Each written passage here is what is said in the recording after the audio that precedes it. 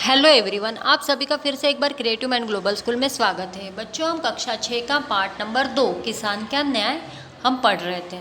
ठीक है, हमने देखा हमारे पाठ में कौन है और देवदत्त की क्या हो गई है, अशर्फिया हो गई है। जो उसने घड़ा सोमदत्त के पास दिया था उसमें 1000 अशर्फिया रखी थी और वो अब 1 साल बाद उसने जब घड़ा वापस लिया उसमें अशर्फिया थी क्या?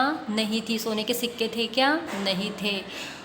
और सोमदत्त ने वो बिल्कुल क्या कर दिया, इनकार कर दिया कि मुझे नहीं पता। अब ये सारा न्याय करने के लिए वो किन के पास गए हैं?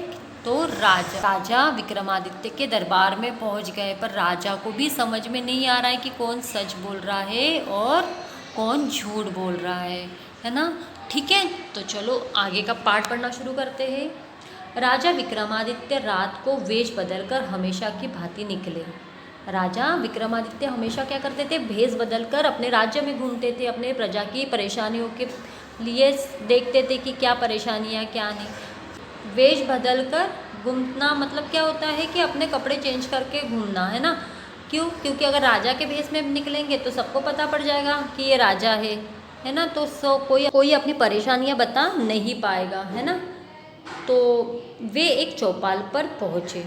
वे एक चौपाल जहाँ पंचायत पंच बैठते हैं, न्याय करते हैं, वो चौपाल पर वो पहुँचे जहाँ किसान इसी विषय पर चर्चा कर रहे थे। जहाँ वह बैठ के किसान इसी विषय पर क्या कर रहे थे? चर्चा कर रहे थे। वे उनकी बात ध्यान से सुनने लगे।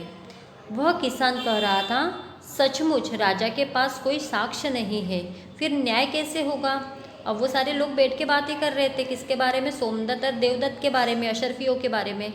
तो वो लोग क्या कह रहे थे कि सचमुच राजा के पास तो कोई साक्ष्य नहीं है, कोई साक्षीदार नहीं है, कोई सबूत नहीं है, तो फिर न्याय कैसे होगा? दूसरा किसान बोला, इसमें कौन सी बड़ी बात है, मैं तो सूंघकर बता सकता हूँ। उसने क्या कहा? इसमें कौन सी बड़ी बात है, मैं तो सूंघकर ही बता सकता हूँ कि आम के पत्ते कितने पुराने हैं। अगर पत्ते नए होंगे तो पता चल जाएगा कि सोमदत्त ने हेराफेरी की है। उसने क्या कहा? ये तो मुझे तो ऐसे ही, दूसरा किसान बोलता है, ये तो ऐसे ही पता पड़ जाएगा। तो उसने बोला कैसे? तो बोले, जो आम के पत्ते हैं उसको सूंघ कर, अगर वो पुराने होंगे, क्योंकि 1 साल हो गया है, अगर वो पुराने होंगे तो वैसे ही पता पड़ जाएगा, और नए होंगे तो वैसे ही पता पड़ जाएगा कि सोमदत्त ने हेराफेरी की है। राजा को न्याय का रास्ता दिख गया। राजा को न्याय का रास्ता वो दिख गया। राजा ने सिपाहियों को उस किसान को दरबार में उपस्थित करने का आदेश दिया। राजा ने सोमदत्त और देवदत्त को भी घड़े और आम के पत्ते के साथ आने का आदेश सुनाया।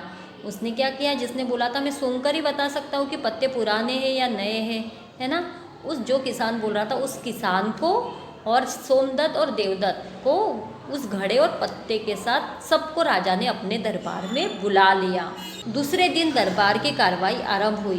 दूसरा दिन आया, कार्रवाई शुरू हो गई। कार्रवाई मतलब जो न्याय का फैसला करना था वो, है ना। सभी पहले से ही उपस्थित थे। सभी लोग पहले से ही उपस्थित थे। राजा ने किसान से कहा, सुना है तुम पत्तों को सूंघकर बता सकते हो कि वो कितने पुराने हैं। अब राजा ने उस किसान से कहा कि मैंने ऐसा सुना है कि तुम पत्तों को सूंघकर ही बता सकते हो कि पत्ते कितने पुराने हैं। अब तुम इन पत्तों को सूंघकर बताओ कि ये कितने पुराने हैं। किसान ने पत्तों को हाथ में लिया और सूंघकर कहा, महाराज ये पत्ते सिर्फ 2 महीने पुराने हैं। उस किसान ने क्या किया? उस पत्तों को हाथ में लिया और उसे सूंघा तो उसने कहा ये तो मात्र 2 महीने पुराने पत्ते हैं।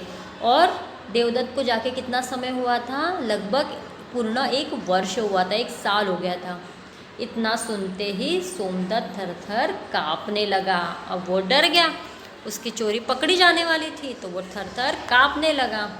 उसने अपनी गलती स्वीकार कर ली और बोला, महाराज मुझसे गलती हो गई, मेरे मन में लालच आ गया था, मुझे क्षमा करें।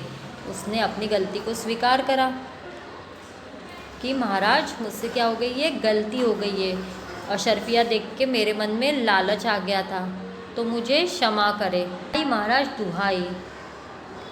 राजा ने देवदत्त की ओर देखा और कहा, देवदत्त तुम क्या चाहते हो? अब राजा ने क्या कहा, अब राजा ने सारा फैसला देवदत्त पे छोड़ दिया। अब राजा ने देवदत्त की ओर देखा और कहा कि देवदत्त अब तुम बताओ, तुम क्या चाहते हो। देखो हमें दिख रहा है चित्र में, है ना, राजा का दरबार है, ये किसान पत्ते सूंघ रहा है ना। देवदत्त ने कहा जो महाराज आज्ञा दें। देवदत्त ने कोई फैसला लिया क्या? नहीं। उन्होंने क्या कहा, जो महाराज आप आज्ञा दोगे वो मुझे स्वीकार है। फिर राजा ने सोमदत्त को आदेश दिया कि वह अविलंब देवदत्त की अशर्फियाँ वापस दे और उससे माफ़ी मांगे। राजा ने उसी वक्त क्या कहा कि जो तुमने जो उसकी अशर्फियाँ ली है, जो सोने के सिक्के लिए है, वो जल्द से जल्द उसे वापस करो और उससे माफ़ी भी मांगो। देवदत्त की पूरी अशर्फियाँ वापस करने का आश्वासन देते हुए क्षमा की गुहार लगाई। उसने क्या कहा कि मैं देवदत्त की पूरी अशर्फियाँ, पूरे सोने के सिक्के वापस दे दूंगा। आश्वासन दिया, दिलासा दिया, तसल्ली दी कि हाँ मैं वापस कर दूंगा। और क्षमा की गुहार लगाई मतलब क्षमा मांगी। सोमदत्त के अनुरोध पर राजा ने उसे क्षमा प्रदान कर दिया। सोमदत्त के अनुरोध पे मतलब बहुत विनती करने पर उसको क्षमा दे दी, माफ़ी दे दी। सोमदत्त ने देवदत्त के सारे अशर्फियाँ वापस कर दी और कोई फिर से हेराफेरी न करने की कसम खाई। ठीक है, कैसा लगा बच्चों आपको पाठ के बारे में देखते हैं। किसान का न्याय एक लोक कथा है। इसमें दो मित्रों के माध्यम से किसान द्वारा राजा को न्याय की राह दिखाने का वर्णन किया गया है। यह कहानी एक तरफ जहाँ हमारा मनोरंजन करती है, वही दूसरी तरफ हमें न्याय का मार्ग भी दिखाती है। यह हमें बताती है कि अन्याय होने पर हमें हार मानकर बैठना नहीं चाहिए, बल्कि उसके लिए प्रयास करना चाहिए। साथ ही यह भी बताती है कि एक राजा अपनी प्रजा के ज्ञान का भी लाभ उठाना चाहिए। एक राजा को अपनी प्रजा के ज्ञान का, क्योंकि प्रजा से ही उसको ये आइडिया मिली थी, है ना, उस किसान से ही उसको ये करने का क्या सुझाव मिला था। इस कहानी में राजा को सही न्याय का रास्ता किसने दिखाया था? किसान ने दिखाया था। ठीक है, आपको पाठ का पठन अच्छे से करना है। आओ करें, हम अगले वीडियो में देखेंगे। धन्यवाद बच्चों।